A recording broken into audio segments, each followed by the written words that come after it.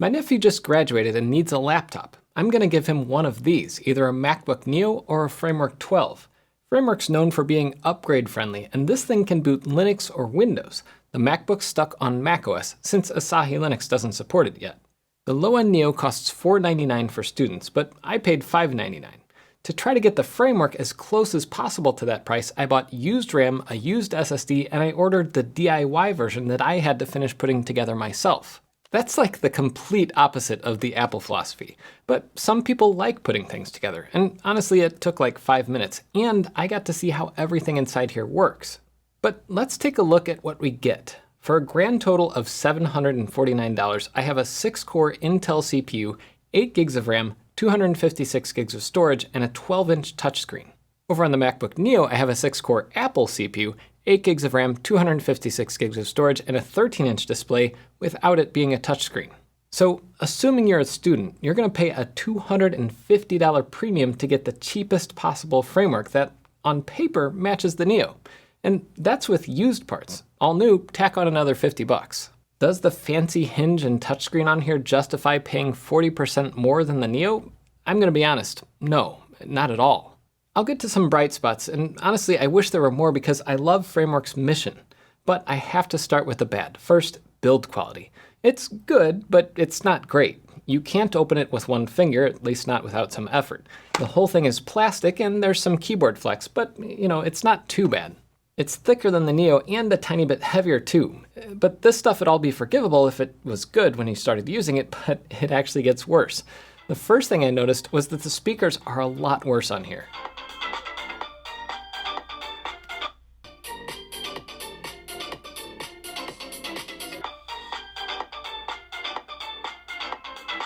The second thing I noticed was how washed out and desaturated the screen looked, even just watching YouTube videos. I actually thought that I had a bad display, but other reviewers said the same thing. It's just a bad screen. I do like the physical privacy switches for the camera and mic, and those work okay, but the display and speakers rule this thing out for watching videos, scrolling photos, or pretty much anything besides reading text. And all that stuff could be forgiven if it's like twice as fast or gets tons more battery life, but it doesn't. It's actually like 30% slower than the Neo, at least on the CPU. What about the GPU? Well, Apple's A18 absolutely demolishes the Framework there, at least for anything that would run on macOS.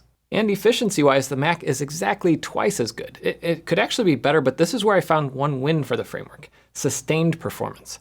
This HPL benchmark hammers the CPU constantly for like half an hour, and while both systems do throttle after a minute or so, the Framework can go a little faster over a longer period of time. That is, of course, with the fan spinning at 100%, so it's a bit of a Pyrrhic victory if you favor your silence. If the prices were swapped on these, all these things would make sense, but they're not. You're paying 20 to 40% more to get 20 to 40% slower performance, and the Framework has overall worse build quality. The bigger Framework 13 feels like it's more level, but the Framework 12 is just, I don't see it in this thing.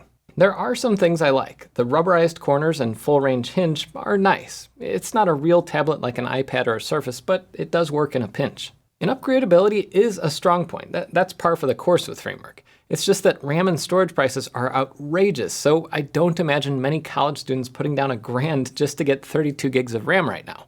But assuming the PC market ever recovers, it is possible to make this thing better. You can't do that on the Mac. Port selection is also way better, though it feels like you're getting nickel and dimed if you want anything besides USB-C.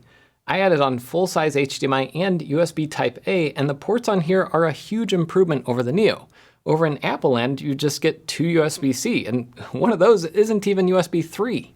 Both laptops have a headphone jack, and the Framework adds a Kensington lock.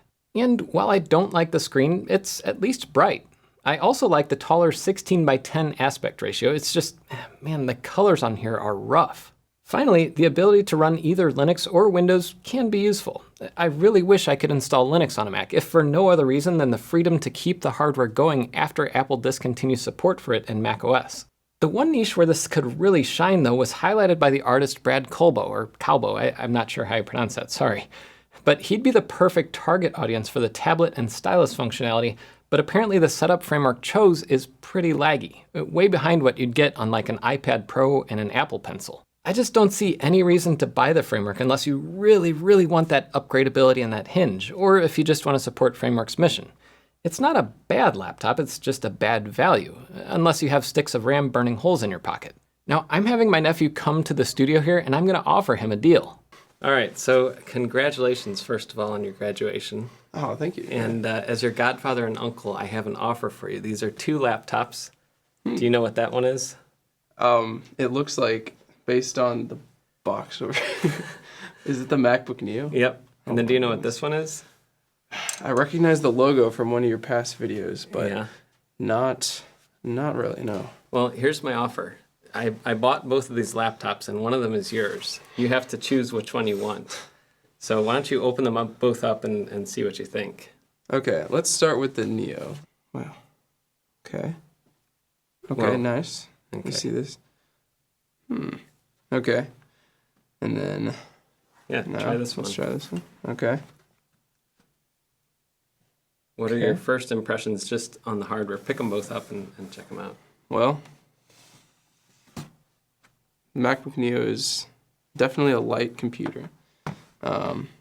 Actually, let's see this one here. Also a very light computer. Boop, boop. Let me do a little type on them.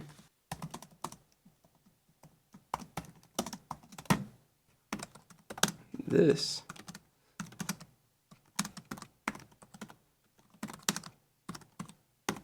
So you figured out it's a framework at This least. is framework laptop. Yeah. Yes. Any thoughts from typing on both of them?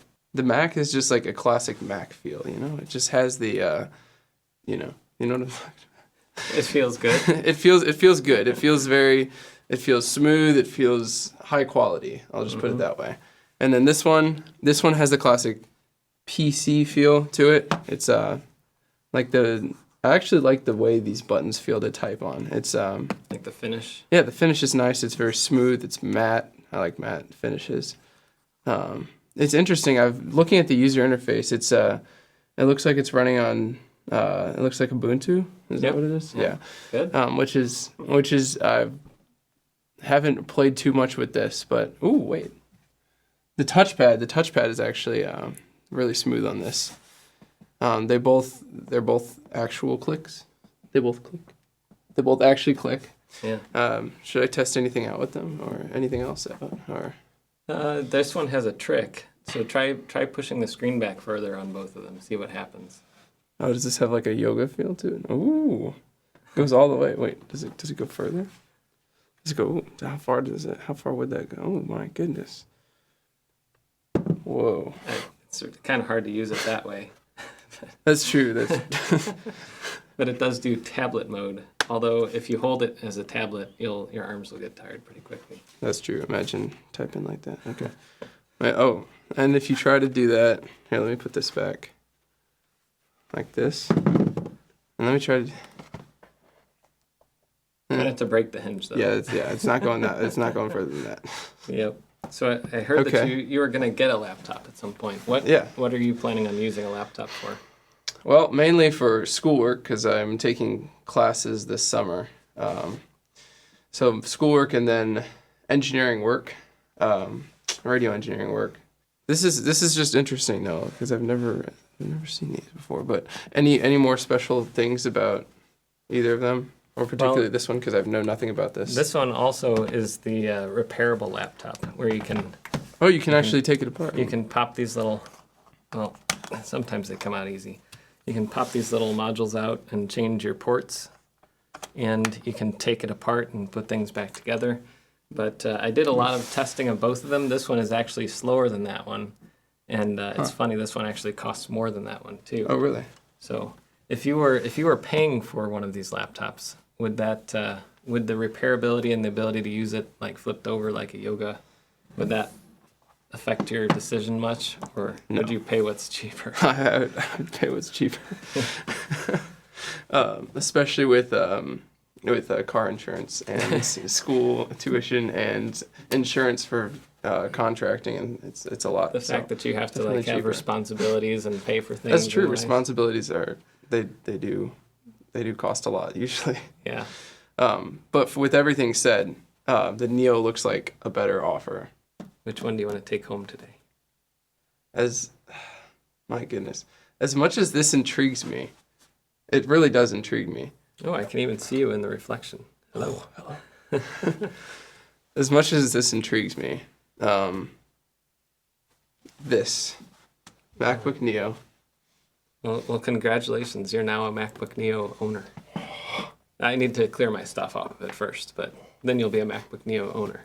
Perfect. Thank you. I wrote a conclusion for this video, and I predicted that my nephew would have chosen the MacBook Neo. And, looking at them both side by side, I think that choice is not too hard to make because of just using a laptop as a laptop. It has a lot of the things that matter as a laptop. This one has that nice party trick of the screen can fold over, but now that my Neo's been gone, and I've been using that around the studio a lot for little utility projects, monitoring something where I need a laptop sitting somewhere, now I kind of miss it sometimes. Because I thought that this would be great in tablet mode, using it like this, but I've noticed that it gets very heavy very fast compared to raw tablets. Like I have an iPad that is a lot easier to hold for a while like this, or even in horizontal mode. And the other thing I don't like about that is your hands are all over the keyboard and trackpad and stuff, and that when you set it down, it gets dirty in that area. I don't know.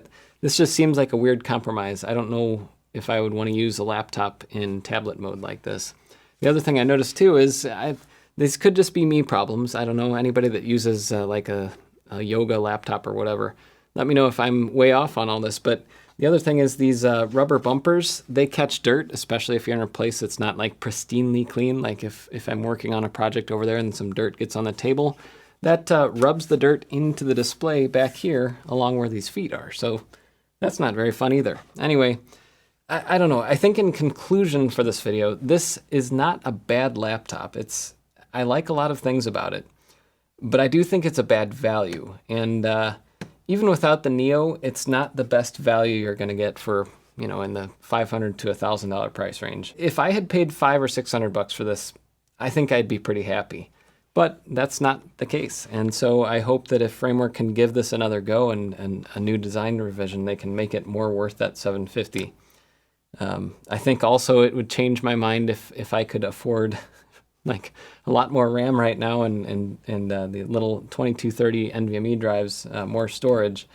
But we're not in that climate right now this year, and they launched this thing at a not great time for all this. So yeah, hopefully they can do another one of these and do it better, but hopefully also the climate of PC building changes for the better. We'll see. Until next time, I'm Jeff Geerling.